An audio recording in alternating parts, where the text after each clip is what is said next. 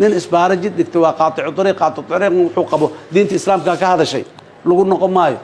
sida muxuu xukunkiisu u yahay waa la garanayaa in lagu dhowro marka muxuu nin ilaahayba uu xukumay in lagu dhowro muxuu ahaay inuu aniga ugu hayb yahay inuu maxaan ku yiraahdaa saas yahay ama muxuu ahaay oday hebelo nabadoonkii wiilkiisa waay ama muxuu odagii geesiga ahay wiilkiisa waa la yiraa ama wiil geesi waay shalow muxuu cadawga naga dhici jira la yiraa cadawka weyn ma jiro hadduu jidka isbaara dhigtay cadawka weyn ma jiro waxaan rabnaa marka isbaara adika isaga filan ilma ilaaliso isbaara adika isaga filan dawladdu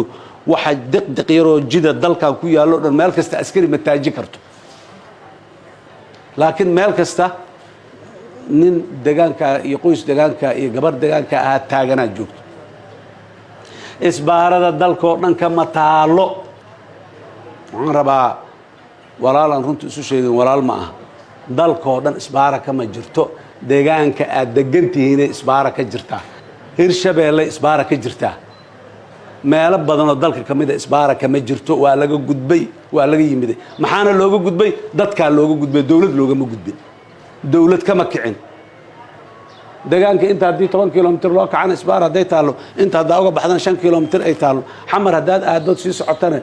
dhul islaameed aadan marayna kuwa un aad sheeganaysa haybta meeshay doonaa kula ekaadaane aad sii dhex marayso oo 12 isbaarana aad sii marayso gabdhaha dharka looga furana oo odayaasha maxaan ku raahdaa looga qaadanayo maxaa kista yartaa